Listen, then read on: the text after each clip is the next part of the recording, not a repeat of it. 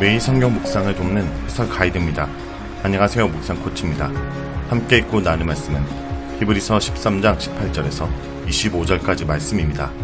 오늘 본문은 먼저 성도들에게 기도를 부탁한 후에 이어서 성도들을 위한 축복의 기도를 합니다. 마지막으로 디모데와 함께 성도들을 방문하는 계획을 설명한 후 끝인사로 히브리서 서신을 마칩니다. 18절에서 25절 읽겠습니다. 우리를 위하여 기도하라. 우리가 모든 일에 선하게 행하려 함으로 우리에게 선한 양심이 있는 줄 확신하노니 내가 더 속히 너희에게 돌아가기 위하여 너희가 기도하기를 더욱 원하노라. 양들의 큰 목자이신 우리 주 예수를 영원한 언약의 피로 죽은 자 가운데서 이끌어내신 평강의 하나님이 모든 선한 일에 너희를 온전하게 하사 자기 뜻을 행하게 하시고 그 앞에 즐거운 것을 그리스도로 말미암아 우리 가운데서 이루시기를 원하노라. 영광이 그에게 세세 무궁토록 있을지어다. 아멘. 형제들아, 내가 너희를 권하노니 겉면의 말을 용납하라. 내가 간단히 너에게 썼느니라. 우리 형제 디모데가 노인 것을 너희가 알라. 그가 속히 오면 내가 그와 함께 가서 너희를 보리라. 너희를 인도하는 자들과 및 모든 성도들에게 문안하라. 이달리아에서 온 자들도 너에게 문안하느니라. 은혜가 너희 모든 사람에게 있을지어다. 18절에서 19절은 기도를 부탁합니다.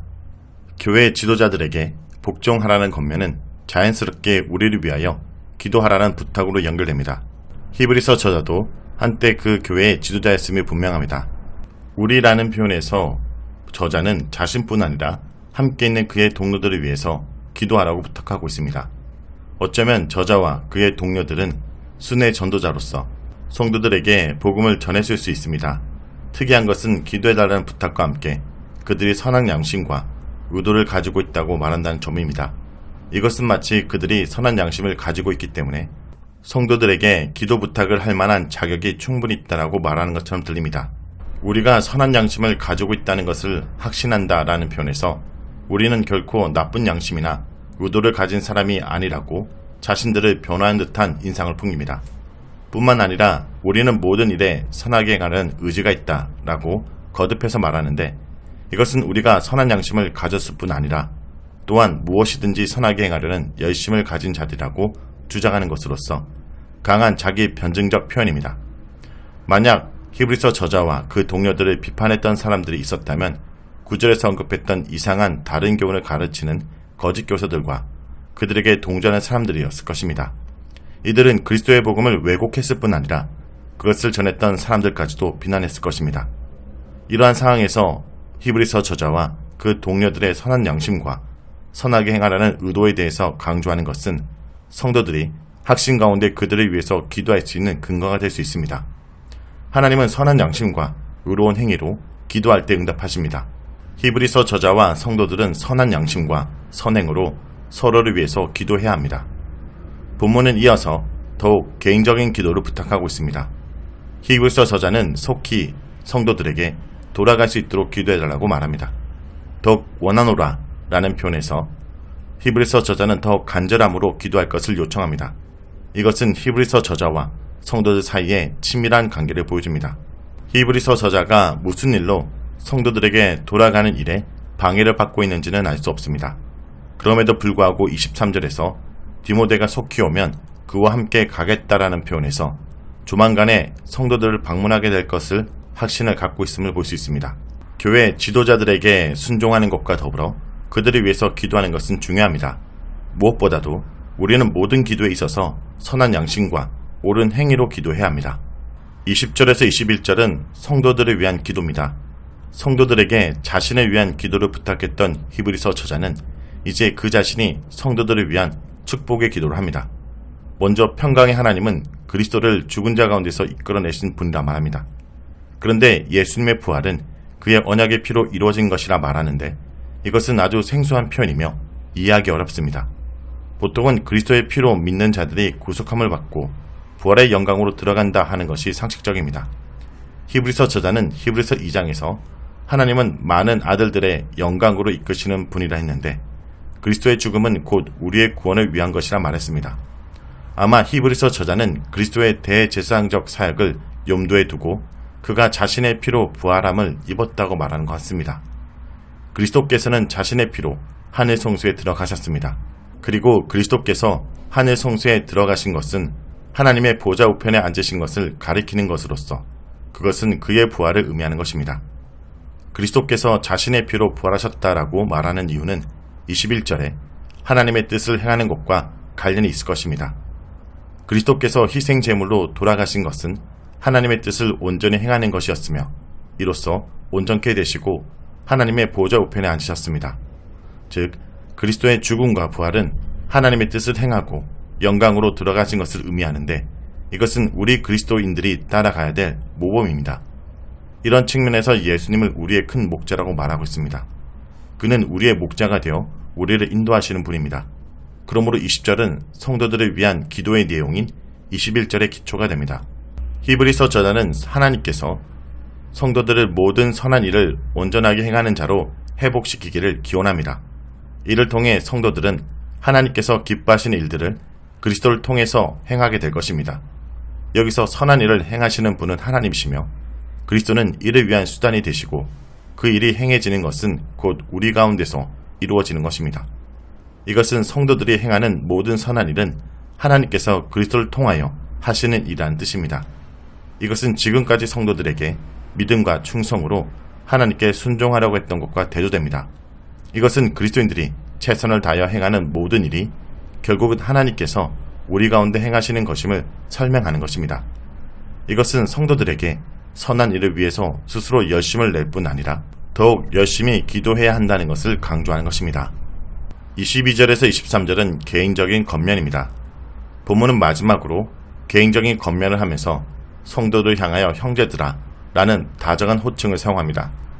본문은 이 서신을 가리켜 겉면의 말이라 말합니다. 겉면의 말은 해당에서 성경을 읽고 청중에게 권고와 격려 혹은 경고와 책망의 말을 하는 것으로서 설교와 같은 것입니다.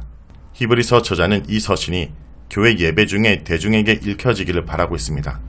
겉면의 말을 용납하라 해서 용납하라 라는 말은 인내를 가지고 주목하라는 뜻입니다. 히브리서 저자는 성도들이 자신의 겉면을 편견이나 부정적 생각을 가지고 대하지 않기를 바라고 있습니다. 디모데에 대한 언급은 상당히 바울적인 뉘앙스를 풍기는 표현이기도 합니다. 그러나 이 표현에 근거하여 이 서신이 바울의 저작이라 단정하기에는 정보가 부족합니다.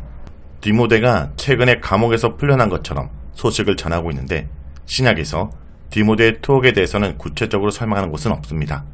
디모데가 오면 함께 방문하겠다는 표현에서 이 디모데는 성도들과 친밀한 관계에 있었던 것으로 보입니다. 24절에서 25절은 끝인사와 축복입니다. 본문은 성도들을 통해서 교회 지도자들에게 문안 인사를 부탁합니다. 아마 이 서신을 받은 성도들은 여러 개의 가정교회들 중에 하나였던 것 같습니다. 본문은 성도들에게 다른 교회의 성도들뿐 아니라 가정교회들을 지도하는 자들에게 안부를 전해줄 것을 부탁하고 있습니다. 이탈리아에서 온 자들이라는 표현이 이탈리아에서 편지를 쓰고 있다는 뜻인지 아니면 외지에 살고 있는 이탈리아 출신이라는 뜻인지 분명하게 알 수 없습니다. 만약 후자의 경우라면 이 서신은 외지에서 고향인 이탈리아로 보내는 편지가 될 것입니다. 여기서 이탈리아는 로마를 가리킵니다. 마지막으로 히브리서 저자는 모든 사람들에게 하나님의 은혜를 기원하면서 그의 서신을 끝맺습니다. 자, 여기까지가 히브리서 13장 18절에서 25절까지 말씀입니다. 오늘 말씀을 통해 우리는 무엇을 묵상하고 적용해야 할까요? 예수님은 가장 위대하고 선하신 목자입니다. 예수님은 양들을 구원하기 위해 자기 목숨을 버리고 영원한 언약의 피를 흘리셨습니다. 히브리서 저자가 예수님을 큰 목자로 표현하는 이유는 구약에서 목자로 불리는 모세보다 더 뛰어난 분이심을 드러내기 위해서입니다. 성도 여러분, 우리를 위해 우리와 같은 모습으로 이 땅에 오신 가장 위대하고 선하신 예수님을 기뻐하며 따르길 포기하지 않는 주의 백성들이 되길 간절히 기도드립니다.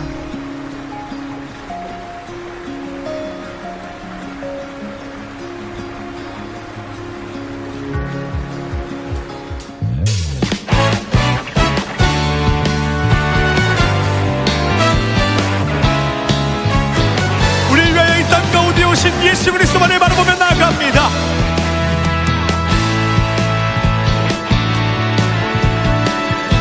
함께 고백하겠습니다. 주 하나님, 독생자 예수 날 위하여 오시었네. 내 모든 죄 다 사하시고 죽음에서 부활하신 나의 구세주, 살아계신 주님, 살아계신 주,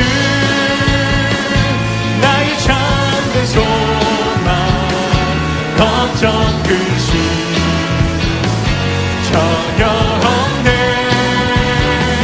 사랑의 주내 갈 길 인도하니 내 모든 삶의 기쁨 늘 충만하네. 주 안에서 거듭난 생명 더으시는 주의 사랑입니다.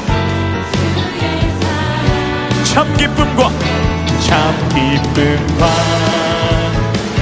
확신 가지고 예수님의 도우심을 믿으며 살리. 살아계신 주, 살아계신 주, 나의 참된 소망, 걱정 근심 전혀 없네. 사랑의 주내 갈 길 인도하니 내 모든 삶의 기쁨 늘 충만하네. 아멘, 할렐루야. 우리의 승리기를 허락하시는 주님을 바라봅니다. 할렐루야. 그 언젠가 주변 때까지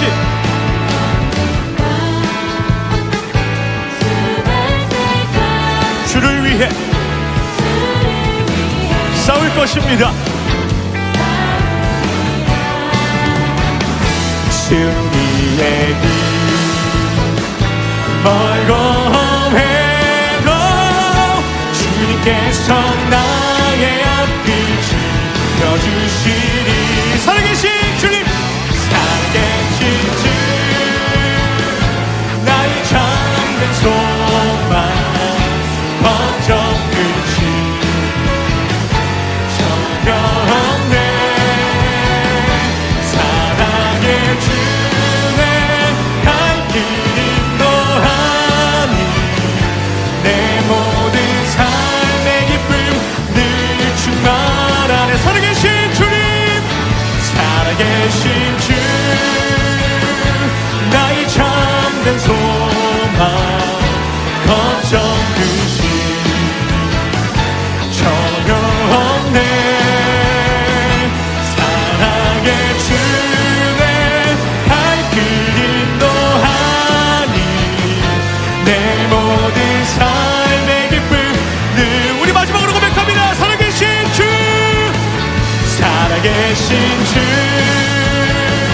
나의 참된 소망, 걱정 근심 전혀 없네.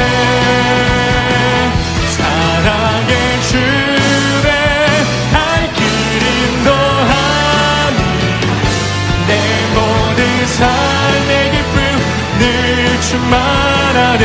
사랑의 주, 사랑의 주내 갈 길 인도하니 내 모든